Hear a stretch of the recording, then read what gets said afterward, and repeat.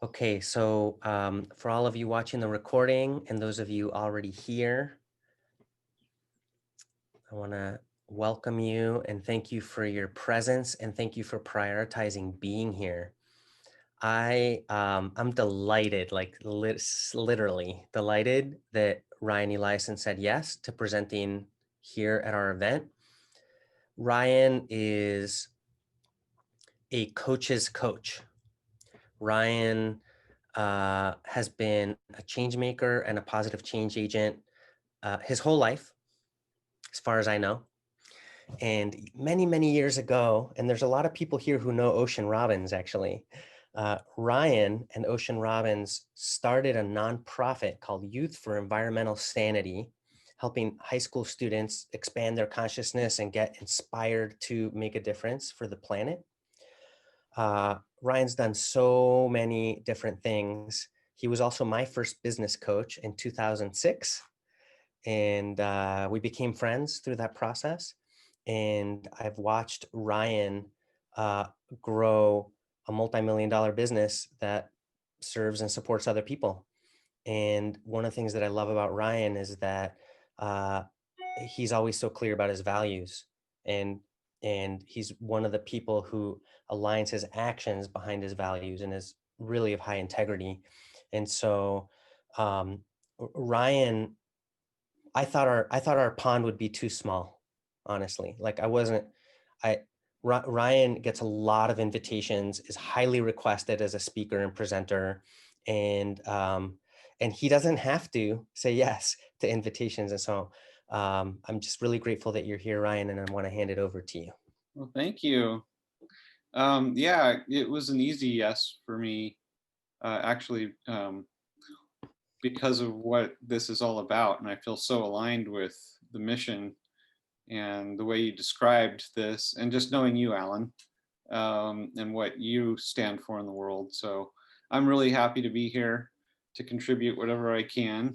And I'm sure it'll be time really well spent if even just one of you walks away with information that empowers you to go out and build a successful business that's about serving. And the title of this talk, I don't remember if you told them, Ellen, How to Make a Lucrative Career Out of Profound Service. It's also the title of my book, which I can't remember what year I published it now, but it's been at least 6 years. And what we're going to talk about today are some of the core principles that I've been teaching socially conscious entrepreneurs now for, well, since 2003 as a business coach, and prior to that in the format of a nonprofit organization that was about empowering young social change makers that Alan mentioned, that I started with Yes back in 1990. So I've been at it a while, and as Alan mentioned, I built a very successful business myself, empowering, it's really focused on empowering mission-driven, socially conscious change makers to build successful, lucrative businesses that make a profound, positive difference in the world, that are really about creating the change that's needed on planet Earth. So I hope you walk away from this with some clarity on what you are here to do, because I believe that we're all put on this planet for a reason. I think we all come in with essentially a blueprint of our highest potential expression of our soul in this lifetime, in this body, on this planet at this time. And some of us do a good job of aligning with that, and some of us don't. And the more you align with it, the more fulfilled you are, the more essentially successful you can feel, and the greater positive impact you can make. Because I believe that, did you want to jump in, Alan? The session immediately before this was on lifestyle design, visioning and manifesting, and we did an exercise for how to identify your life purpose. Cool. Well, that's perfect. Well, nice segue. We're going to talk about today a bit about how to find it, but mostly about how to then go out and make it real with things like marketing and time management, and being who you need to be to manifest your vision. The inner game of success, which is so important to success in anything, but especially in business. So we're going to talk about how the inner game and the outer game kind of work together, etc. Feel free to jump in anytime, Alan, and the other folks on the team, by the way, who are here to kind of facilitate this. If you want to comment or ask me a clarifying question or whatever at any point, I welcome that. So let me start by giving you guys just a really brief summary of my story of how I ended up teaching business owners and socially conscious people sort of to become entrepreneurs. First of all, I grew up a very sensitive kid, and I was very aware that the world was suffering a lot, and that human beings weren't manifesting what they were capable of. We were sort of blowing it, in my view. I still feel that way, to be honest. But we are waking up, and we have woken up a lot compared to where we were 30 years ago, for example, when I really started to become more active. But anyway, my story kind of begins when I was 18. Actually, I was 18. I grew up in Oregon, Oregon in America, where there's a lot of trees, and we lived in the woods in a cabin that my father built, an A-frame. A-frame has got two walls instead of two walls and a roof, right? The walls are the roof. So it's this one room cabin, literally. And so I spent a lot of time outdoors rather than cooped up in the one room cabin. And I had a real strong relationship with trees. And I felt, and they are living beings, right? They're living beings, and they have a certain consciousness. It's kind of how I kind of have a Native American kind of philosophy that everything has consciousness of some kind, right? Anyway, I love trees. They're awesome. They give us so much. And I had a relationship with these particular trees that I grew up with and walked in every day. And so when I came home from being gone for several months on a trip and found that they had been clear cutting, it was quite a shock to my system. It's like I'd lost a part of me almost, part of my childhood and et cetera. So I was like, I gotta take this in all the way. I need to, embrace what's happened, accept this, adjust to it, et cetera. So I walked out into this clear cut with no agenda really, other than to just be with it. And so this is where I live now. I don't live in the forest anymore. I live next to a clear cut.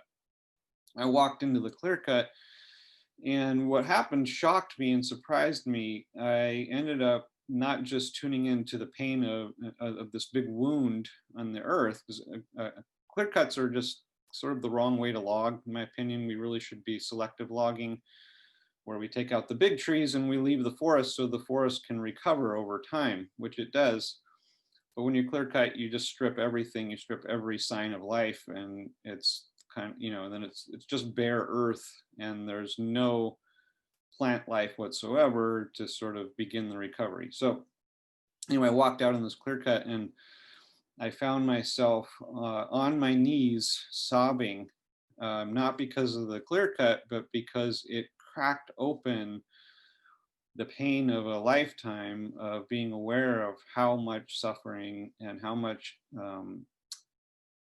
we are not loving each other the way we're supposed to, the way we're built for, how much we aren't loving the earth, how much pain is really at the root of the way we treat each other. And I just let myself feel that pain that we all feel on some level, because we all have access to the collective unconscious, and that's what's there. If you tap into the collective unconscious, there's a lot of pain. It's not the only thing that's there. There's a lot of love and a lot of joy and a lot of wisdom too, but there's a lot of pain, and that's what I discovered. And what happened when I was let myself be willing to feel the pain was it woke me up to the reality that we're all interconnected. There was sort of no other explanation for what I was experiencing other than it's all one.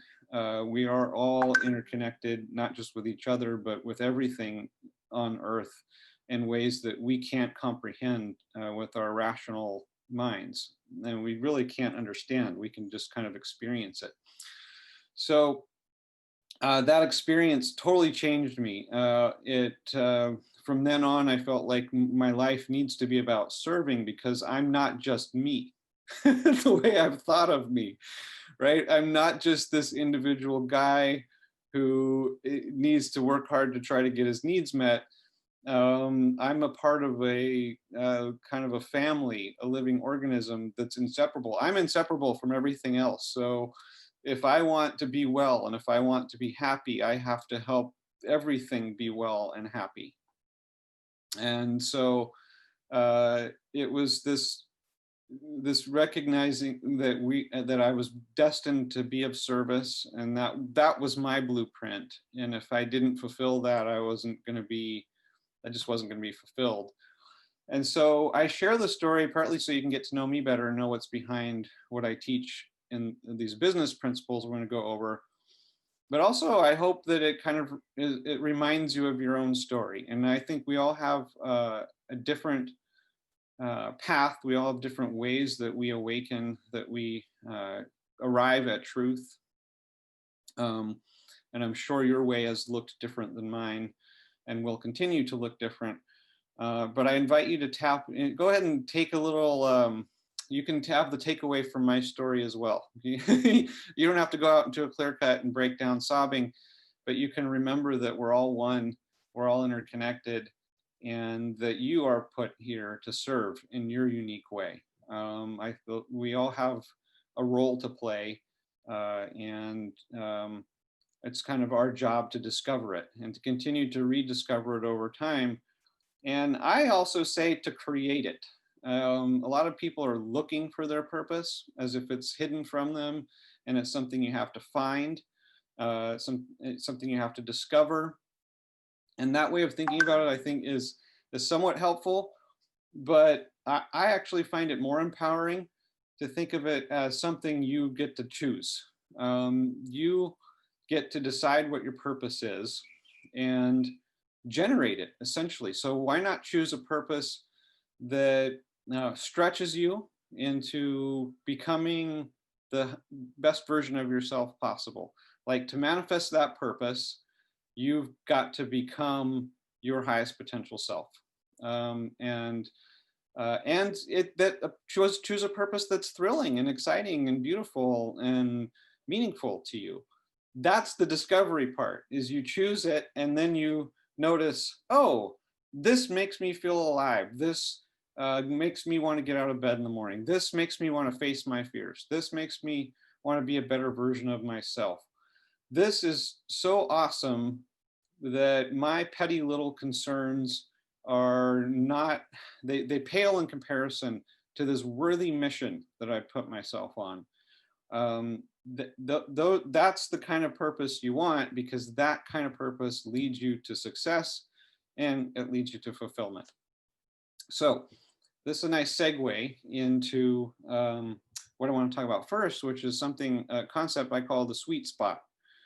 So I've noticed that a lot of socially conscious change makers struggle with money. They struggle, especially with business. We have all these beliefs about money and business that it's dirty, right? So we've all seen what people do in that realm, the values that a lot of people express to make a lot of money, to build successful businesses, are just disgusting. There's a zillion examples of it in the world. And so if you grow up with that, and maybe you also grow up with parents or just people who influence you, who are showing you that chasing after money is a bad thing, then we come away with this idea that money's not important, business success is not important. What's important is love and service and being happy and those kinds of things, right? And it's sort of the hippie values, the the countercultural values, etc., which that's moving us in a good direction. We don't want to stay stuck over here in this. Money is what success is. Like the old definition of success is you make a lot of money, right? How narrow of a definition is that? It's totally ridiculous. It's sad, it's pitiful, it's hollow. And if that's all you focus on, you're probably going to make yourself miserable. And we have plenty of examples of that. However, if you are one of those people who has made it that money's not important, I hope that I can kind of wake you up a little bit today to reality. You need money. You need money for not only yourself and all of the things that you value for yourself. I don't know what your values are, but maybe you like freedom. Maybe you like to travel. Maybe you like to explore. Maybe you would like to have comfortable transportation, right? Maybe you value a nice roof over your head that keeps you warm and dry, right? So assuming you value things like that, you're going to need money, and probably having more of it, you can have nicer things like that. Secondly, if you want to make a difference in the world, money helps, right? So having money can help you with all the things that you truly value. And really what's important is it's not that money's not important or that it is important. It's important in its realm, right? It's important for things like getting food. There's things we need it for, bottom line, okay? And I just invite you to see if you can heal your relationship with money and make it okay, because it's really about how you make it and how you spend it. It's not the money itself. If you go about attracting money, earning money, doing something that's aligned with your values, that's a good thing. And if you go about spending your money in a way that's alignment with your values, that's a good thing. So you can make money and you can spend money in ways that make the world a better place and that enrich you as well. And the more money is flowing through your life in that way, the better. The better it is for the planet.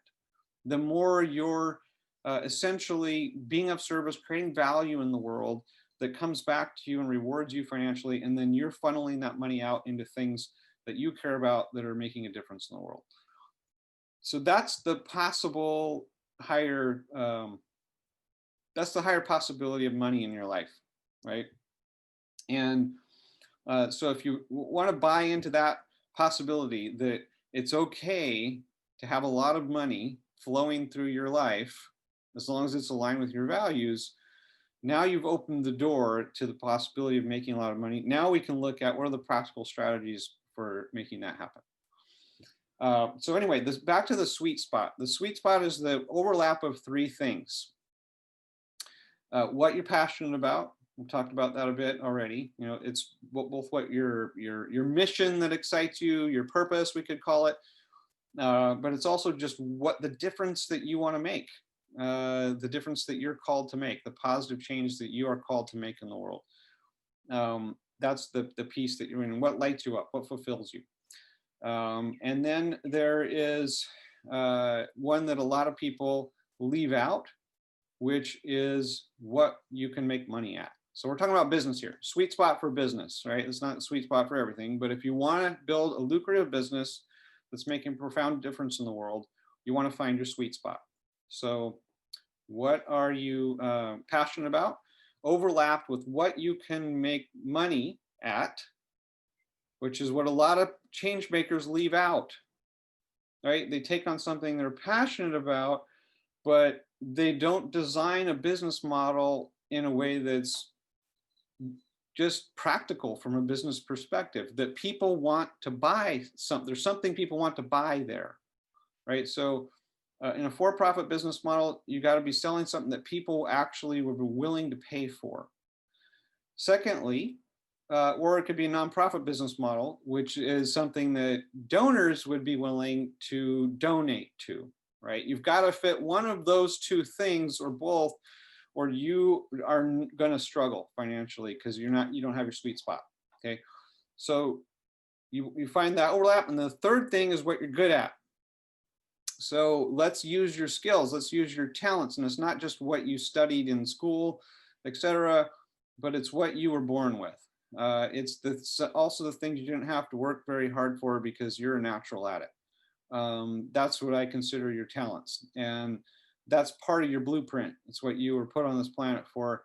You came in and you may know what a lot of those are already, or you may still be discovering them, because a lot of times our talents kind of remain dormant.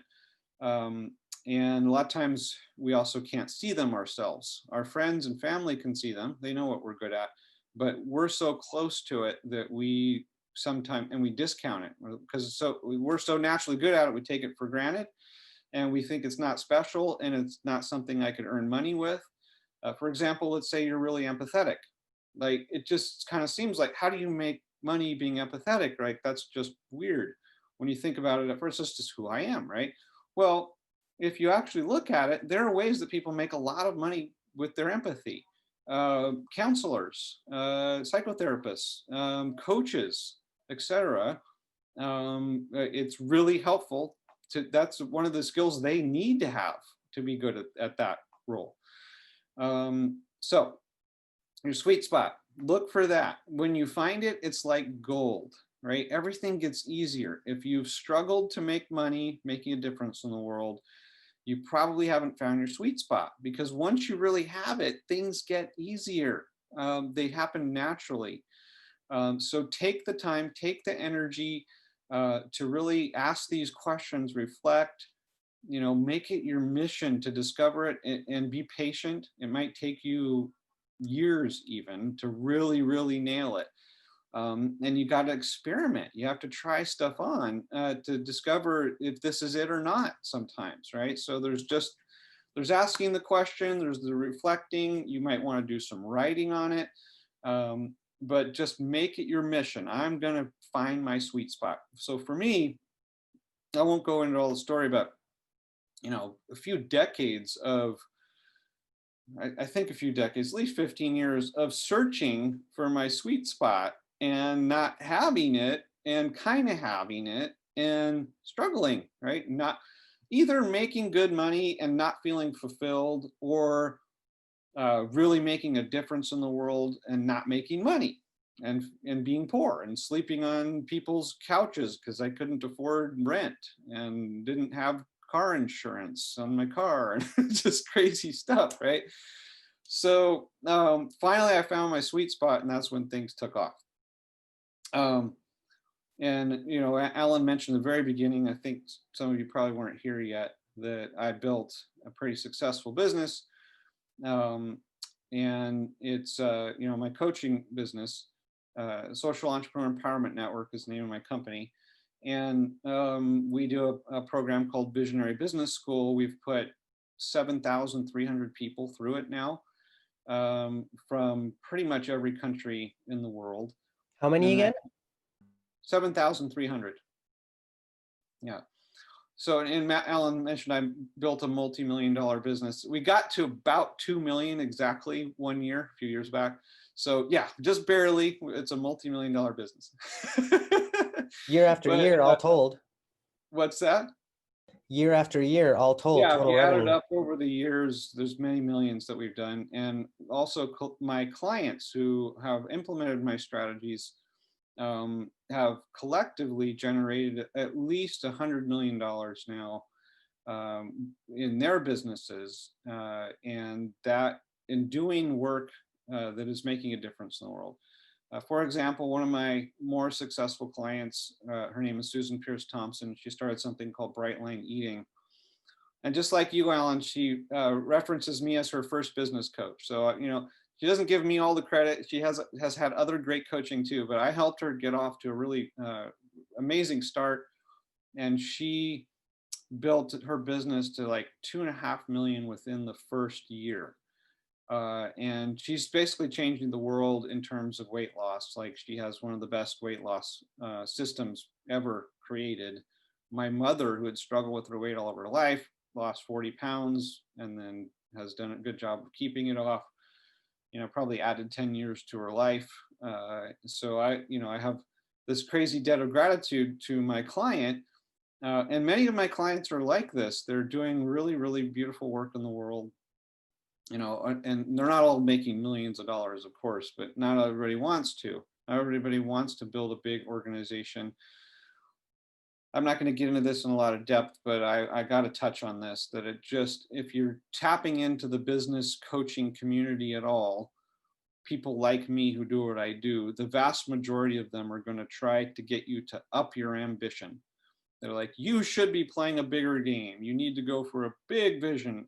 And even I do that to some degree, I have to admit, because I do think it's healthy to stretch, to tap into what is your bigger vision, what is the stretch for you to live into. But what I want to say is that we're not all destined to build big organizations and have staff in our team and have generating millions of dollars and spending millions of dollars running our companies, right? That's a particular thing, I'll just tell you, and you may not like it. Not everybody likes it. Not everybody's good at it. I wasn't even very good at it myself, in terms of owning a big company, being the CEO of a big company. I don't like managing people. I just had a big vision and wanted to make a difference in the world. And I liked making money too. And so I built this big company, but I didn't like having a big company. I didn't like having a big team. I liked having the impact in the world for sure.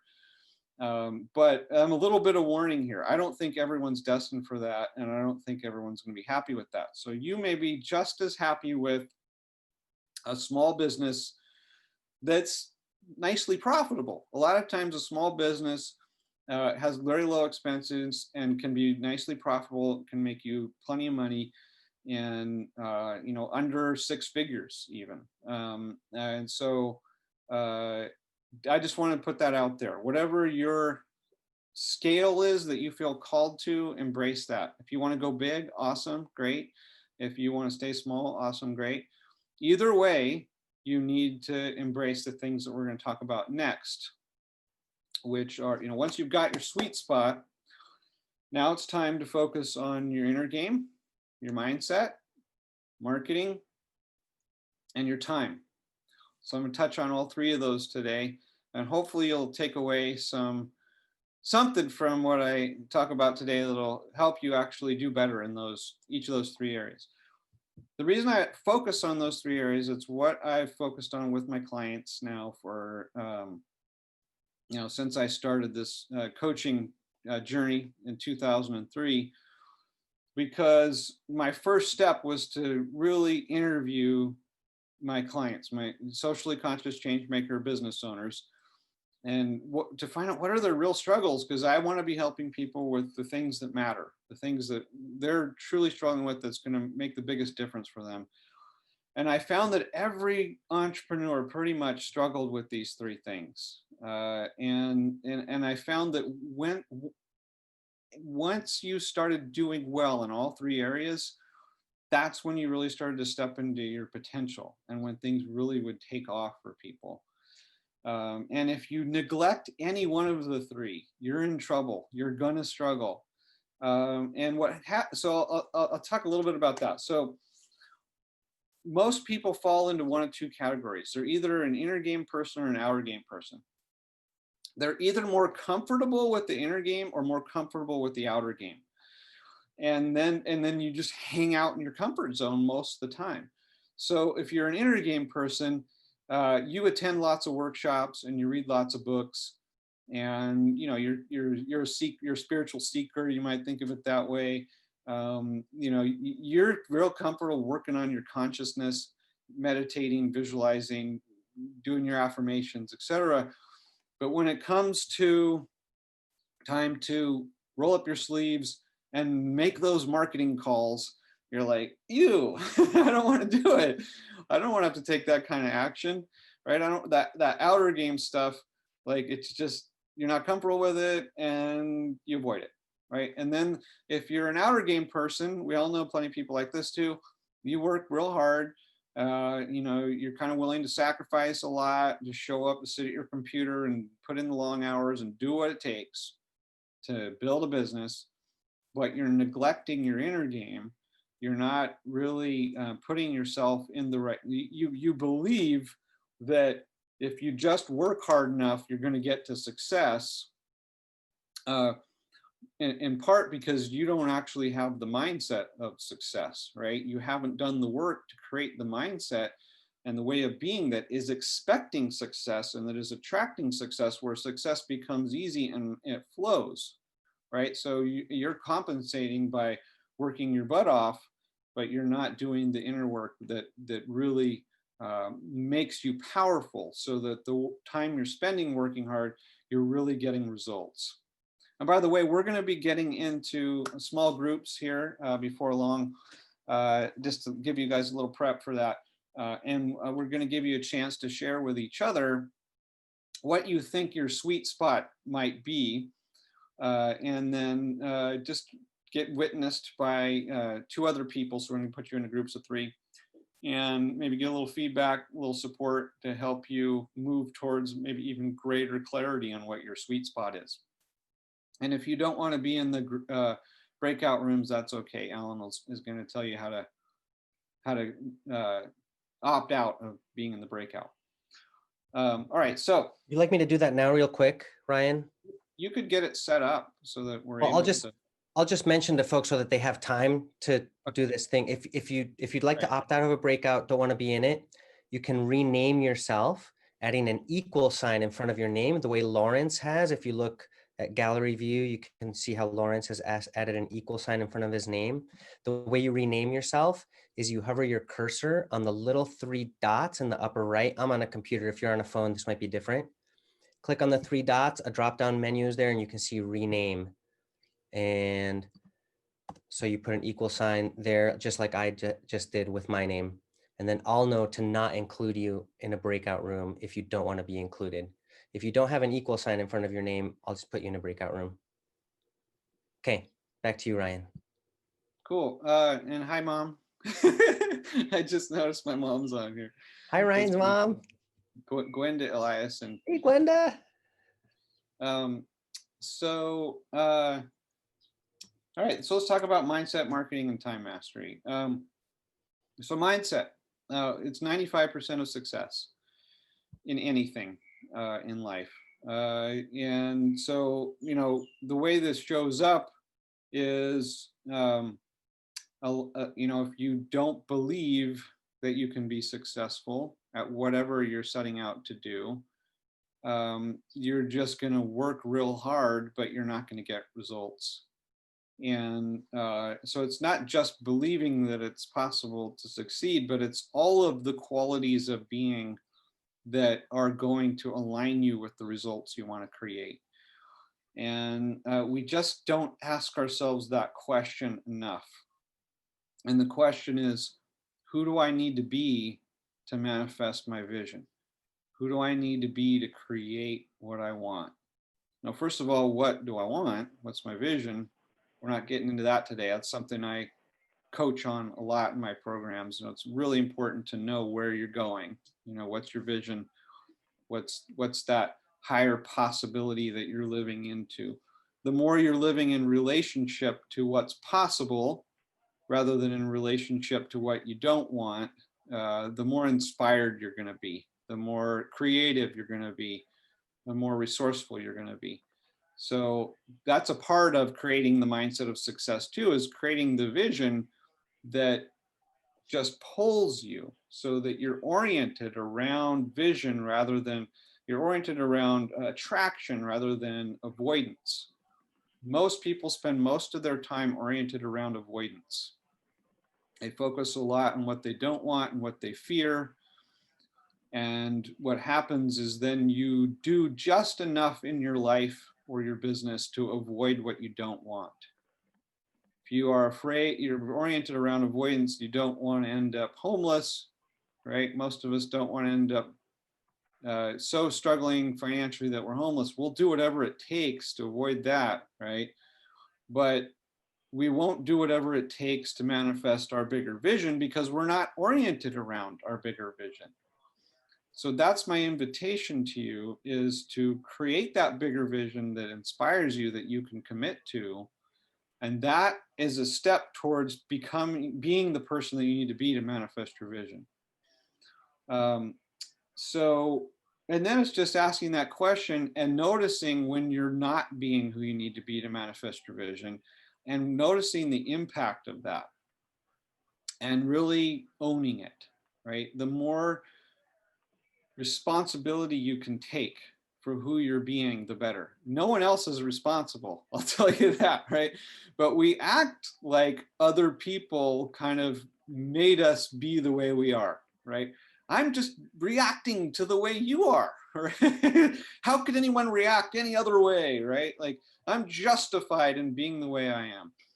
And then we have this unconscious thing we do throughout our entire lives too. It starts when we're kids.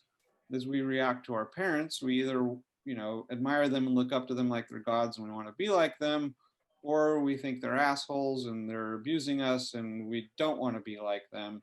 And we're either trying to be like them or not be like them, but either way, we're in reaction, right? We're not generating from, we're not creating from nothing, right? And what I want to invite you to step into is that you can create from nothing, like that it's a blank slate. And then you're free to create whatever you want. That's not in reaction to the world. It's not in reaction to your parents. It's you creating from your heart. And that's a part of being, generating who you need to be to manifest your vision. So obviously so much more we could talk about in this realm, but we don't have time today. But I just wanted to touch on each of these things. I hope I'm inspiring you to just give it more attention, give it more deliberate attention. Once you're clear on your vision, then work on who you need to be to manifest that vision, to align yourself with that. If you do that successfully, what happens is then the outer game stuff happens more naturally. You will naturally find the actions to take to create the vision. If you are not being who you need to be, you might know what to do. You might have all the best strategies to get what you want in your business and in your life, but you won't do it. You'll sabotage yourself somehow. That's why I say this is 95% of success, because everything else falls into place naturally when you get this right. Now, it doesn't mean you don't need the practical strategies. So let's segue into that. Let's talk about marketing first, because marketing is the big thing that conscious change makers resist when it comes to business, whether it's a small business or a big business, whether you need a few clients or a lot of clients. I see people really resist this in a big way because, selling is icky. We think it's manipulation.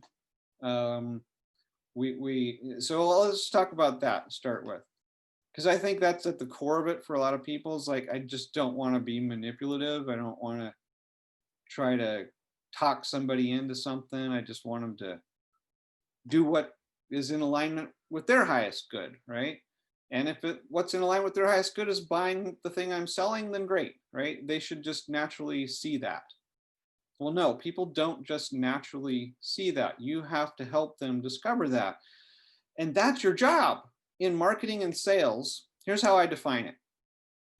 I define marketing and sales as helping people to get clear on what they want, and then helping them, first on what they want, and then helping them get clear on how to get it, and then helping them get clear on whether or not buying what you're selling fits that what and how, right? Is it a match? So you're actually serving. You're helping people get what they want. How cool is that, right? And if you choose people that you are passionate about serving and empowering, then it's going to be aligned with your mission. The positive difference that you want to make in the world is served through your marketing directly. Your marketing and sales can be service. And when you transform it into that, I mean, look at what Alan's doing. I don't know Alan and I didn't talk about all the reasons he's doing this. And so I'm speculating right now. But, and then maybe you can jump in a minute, Alan, but let me speculate first. I think Alan is doing this because he's on fire with a mission. He knows what his mission is. He's very deeply tapped into that. And this whole project is super aligned with that. So he would do this if he didn't get paid, for sure, right? And I don't know if he's probably not getting paid directly. I'm almost certain of that. But he's building an audience, right? People are getting to know Alan because he's started this thing, and his list is growing because people are referring people to how awesome this thing is I'm participating in. And so he's building his followers. And I don't know what even Alan is selling these days, because it's been a long time since we've actually talked very much. But it helps to have an audience of people who know, like, and trust you, whatever you're selling. And he's probably got something he's selling down the road that's building his business. Am I anywhere accurate here, Alan? Yeah, I define Sorry to business put you on the as, spot. I didn't plan to do that. no, I love being put on the spot. It's one of my superpowers, thinking on my feet. Awesome. Yeah, I define business as the way I get to be of service to others in a way that's also financially sustainable for me. Yeah. That's how I define business, how I get Nice. to be of service to others in a way that's Yeah. also financially sustainable for me, Yeah. or So that it's makes it everything financially viable. for you. It's just everything you do, whether it's marketing or it's serving your clients or whatever. It's all being of service, right? Absolutely. Yeah. And yeah, I love these conversations, and I want to get back to your presentation because I could talk Okay. and talk about it. Yeah, you could go real deep, I'm sure. But the basic point I'm making is that a lot of people separate the two. It's like the marketing is just to get the clients. And then I get to be of service and fulfill my mission, right? And if the marketing is just to get clients, it's like destined to be a drudgery, right? It's destined to be difficult. You've set yourself up to resist it. So that's how critical it is that you figure out how to make your marketing a service. How to figure out a way. You've got to design something where you get to talk about what you're truly passionate about. You get to put a message out there that's from your heart. You get to make a difference for people in your marketing. Right. So if your marketing is actually making a real difference for people, you'll be inspired to do it because you're inspired to make a difference.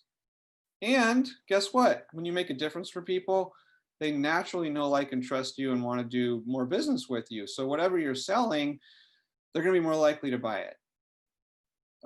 So that's the beauty of it. That's the beauty of it. You can transform marketing into something beautiful, something that you can even put your love into.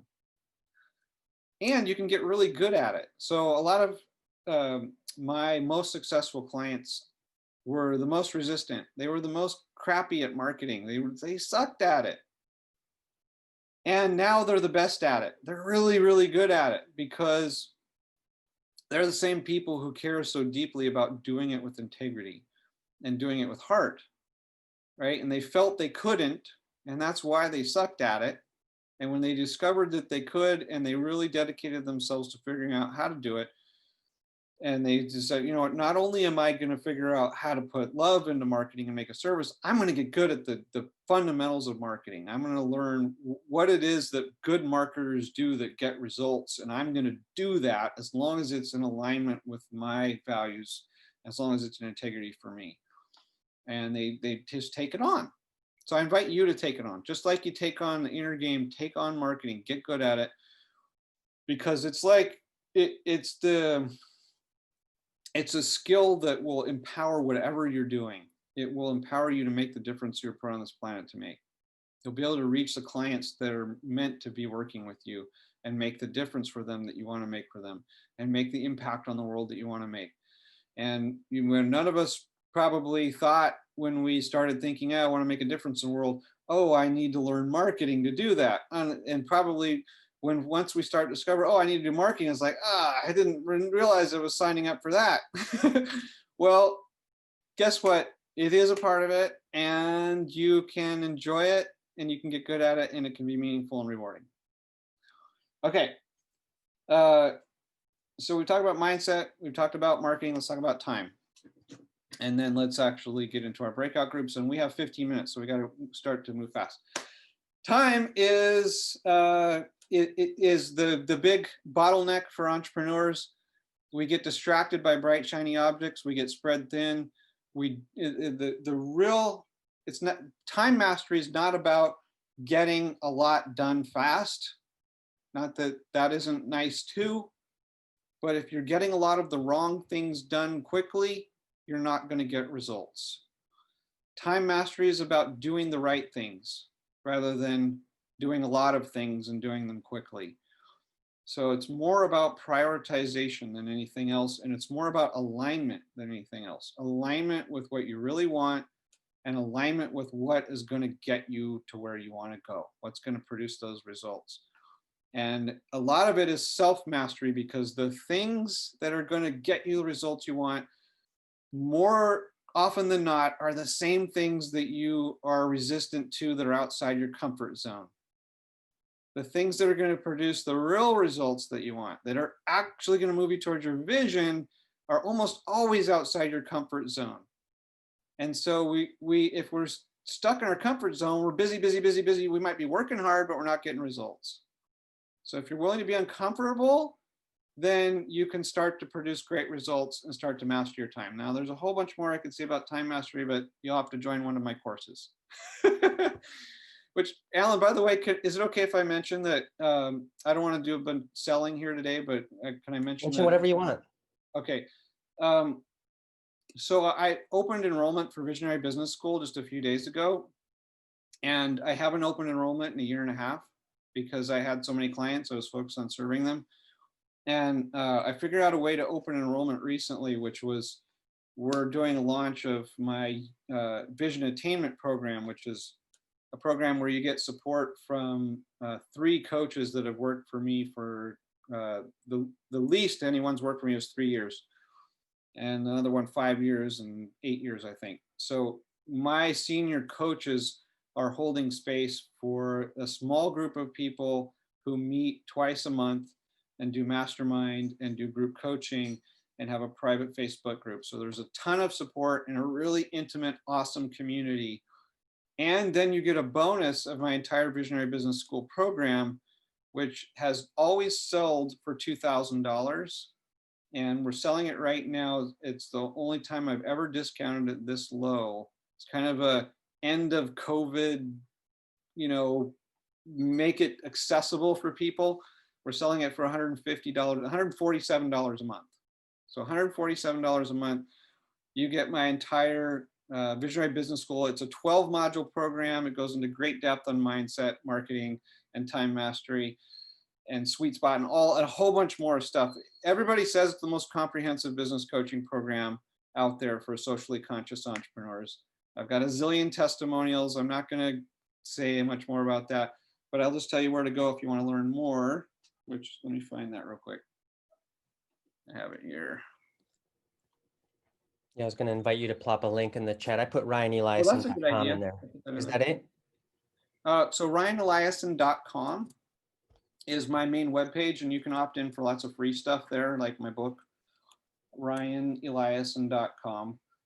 And then RyanEliason.com/vision attainment is to the webinar replay where I talk about this vision attainment offer. And below that webinar replay, there's a big button that says Visionary Business School. And that is where you can learn more about Visionary Business School, which you get as a bonus when you sign up for the Vision Attainment program. So you get the entire $2,000 program as a bonus for signing up for the Vision Attainment program. You do have to commit for 12 months, because I'm not giving away my $2,000 program as a bonus if you just sign up for a month at $147. I'm just not going to do that. But if you sign up for 12 months, then you get that bonus. And all those details are in there. If you're interested, you can check it out later. Did you pop that? Let me pop something in the chat here too, so make sure that link gets in there. I'm happy to do it, Ryan. Oh, well, did you make sure it goes, the vision attainment link, just want to make sure you get the spelling right on everything. There, I popped it in there. Okay, let's go into breakout group, shall we? We ready? Okay, Yeah, we have all dyads and one triad. Does that work for you? dyad, so groups of two. Oh, you want triads, is that right? I think two is good, especially since we're short on time at this point. Okay. I thought you had said dyad, so okay. That's totally fine. Well, the breakouts are ready. Okay, great. So you'll have 3 minutes each, and what I invite you to do when it's your turn is just share your best thinking on what your sweet spot is right now. So that's the overlap between what you're good at, your skills and talents, first. Second, what you're passionate about, which is that difference you want to make in the world. And third, what you can make money at, what people would be willing to pay for. Now, this is tricky stuff. So if you don't have clarity on it, that's okay. We all got to kind of struggle through this until we figure it out. So you'll have 3 minutes to share about that and maybe get some input from your partner, and then we'll switch, and then we'll come back as a big group to kind of wrap up. I was going to say, Ryan, I recognized that one part where you said, you know, you either try to strive to be like your parents or hate them and try to be opposite from them. I remember learning that in therapy when you were in about 7th grade, and I kind of assumed that that's where you got that concept. I'm not sure though. It was fun to hear it coming out of you. I was like, oh, yay, maybe you learned something from me. That's pretty cool. I don't know if I knew you were here at that point when I was talking about that. Yeah, I'd been in for about 5 or 10 minutes. Yeah. It's funny. Well, welcome back to the big group, everybody. I hope you enjoyed your breakouts. We're going to wrap up pretty soon. What I would love to hear is, I'd like to hear from you guys a little bit before we wrap up. I'm going to spend about maybe 5 minutes max, and then I hear there's going to be some movement and stretching here in this room before the next session, which I encourage you to stick around for. But I would love to hear what you got out of today. What are you taking away? And one of the reasons I'm asking is I would just appreciate the feedback. I haven't done a presentation like this in a while. As Alan mentioned, I don't have to say yes to, I'm not very actively marketing anything these days. I'm sort of, I just moved to Thailand and I'm relaxing. So I'd love to hear just a little feedback on how was my spontaneous presentation today that I didn't really have any notes for. And then second of all, what are you taking away for your own benefit? Because as you identify that, there are other people who are here may be able to it may help them take that away as well. So what's kind of one thing you got out of today that you might be able to apply going forward? Ryan, do you want people to just open their mic and jump in, or would you like to call on people? How would you like to handle that? I think just opening their mic and jumping in is maybe best. And then if you feel too shy to do that, you can raise your hand and I'll call on you.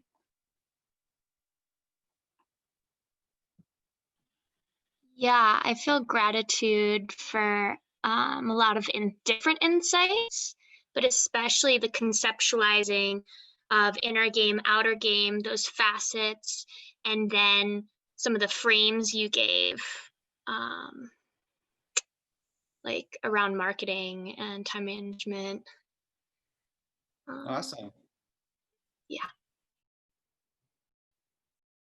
Also, when you share, if you want to just say what business, your name and what business you're in, that would be cool too. Up to you.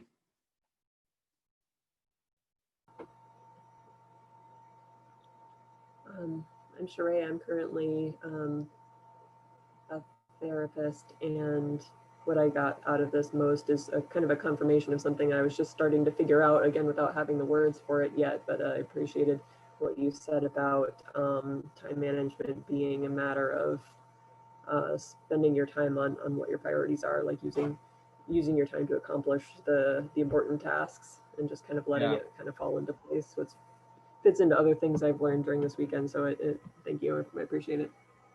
Nice. Hi, this is Serena Davidson. I am the founder of the Free Range Sex Movement, and I am helping people from high control backgrounds to access their full sexuality energy so that they can use it to build their dream life as well as find sexuality empowerment and fulfillment. And the place that I'm feeling like I'm still getting familiar with or trying to understand is the part where people pay me for it. And I know that people will, and I'm just not quite connecting with the audience. So I like that you brought us up to that point, and that reminded me and helped me to zero in on, yeah, I've got the ikigai, the sweet spot figured out, but I'm still figuring out that communication piece. And I think it starts with being able to access a lot of people who feel they need my services and doing some market research to interview them and hear what their words and lingo and needs are so that I can figure out how to package and deliver what I'm offering. Totally. I think you're on track. Cool. Yeah, I just get the feeling from the little bit you shared that you have found your sweet spot, at least one of them, right? You're good at it, you're passionate about it, and there's something in there that people will pay for, and you're just figuring out what is that thing and how do they think about it and what words do they use to describe it. Because a lot of times as the experts, we have our way of describing it, and they don't, it doesn't necessarily resonate with them and what they will pay. It might resonate, but they're not like, oh, I don't need that bad enough to pay for it, right? So as you do those interviews and you kind of humble yourself to listen to how do they describe it and how do they look at the problem and what do they even think the problem is and what is the outcome that they actually want, then you market to that, and then you give them what you know they need to get that. But sometimes you don't market what you know they need because they just don't, they're not going to get their wallet out for that. Does that make sense? Totally. That's where I'm at for sure. Yeah, you'll get there.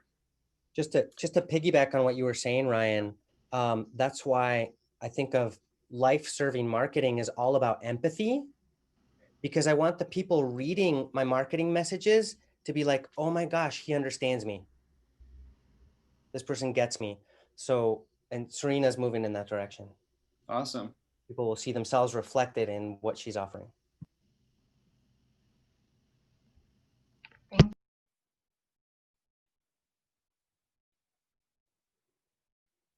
Who else wants to share?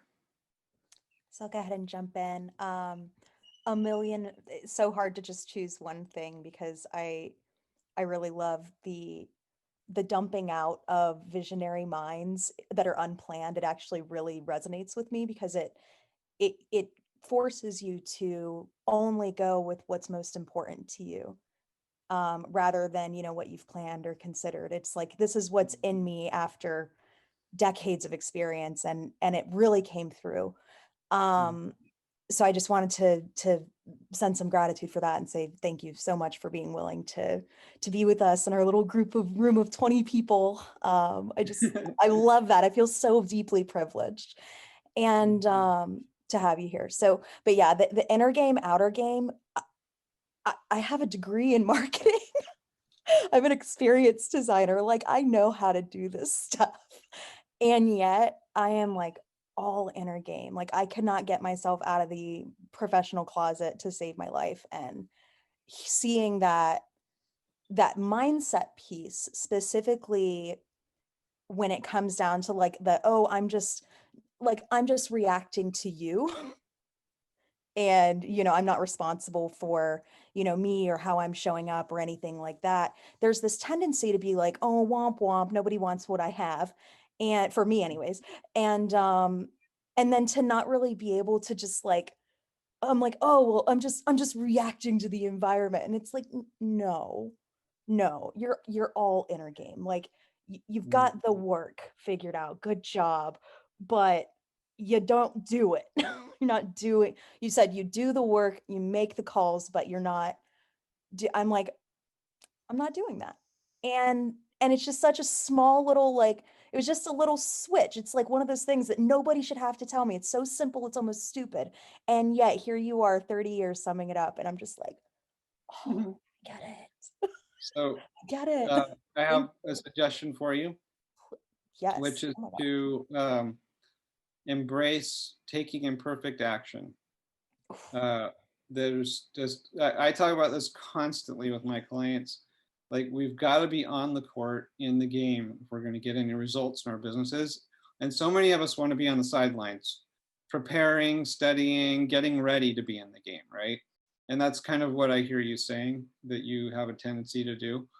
And so it's okay and it's good. Like, we just celebrate imperfect action in our community. Like, we celebrate failure. You know, like, look, you did it. You tried, like, you did something and you got a result. That's a good thing in business. In business, we always there's a lot of experimentation. There's any successful person, they tried a lot of things that didn't work, right? So that's what I invite you to embrace. Imperfect action is good. You know, just very briefly, I'm reminded of Stephen King in his book on writing. He talks about all his rejection letters that he literally just like nailed to a wall until it was literally protruding. and talks about how he actually sees like every single one of those failures, not as a failure, but as a stepping stone that was absolutely 100% completely necessary Yeah, to get to that point. Um, and really, I appreciate the stepping stone tonight. So thank you. wonderful. Thank you. How about one more and then we'll wrap up?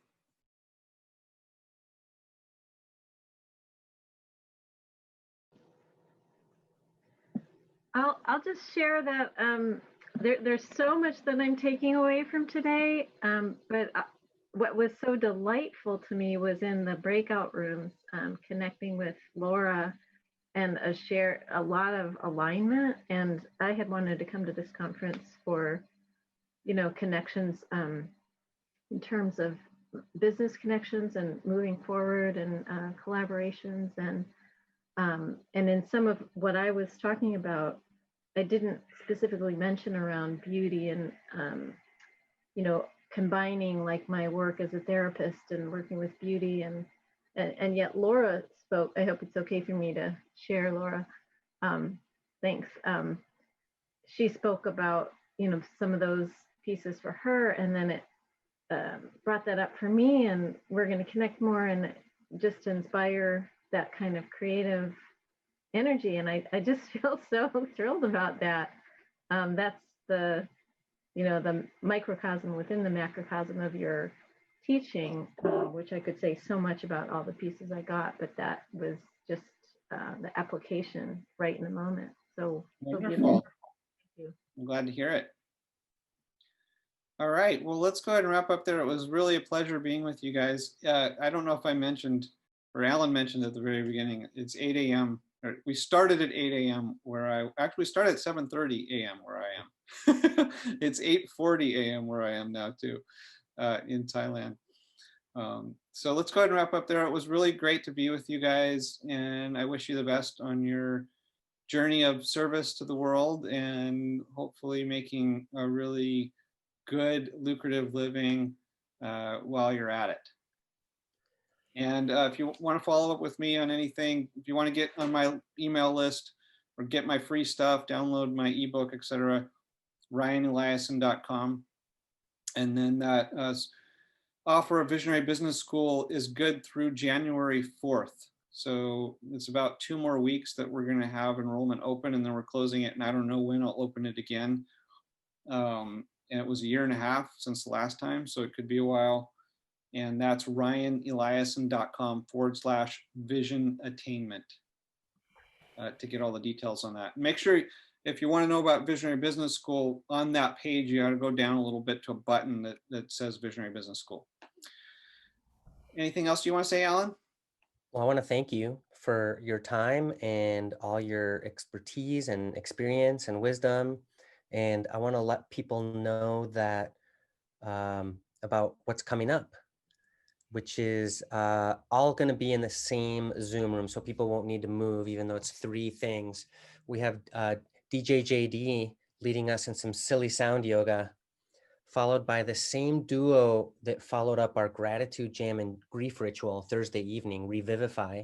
They'll be playing some music for us. And then one of the members of our team is showing up as DJ Trua with a DJ dance party. So we're gonna get down on Zoom.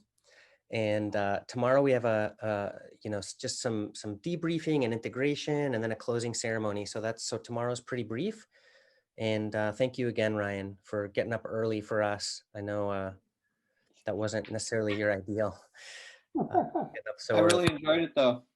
I'm really glad. I'm really glad. Thank you. And thanks everyone for being here. Take care, everybody.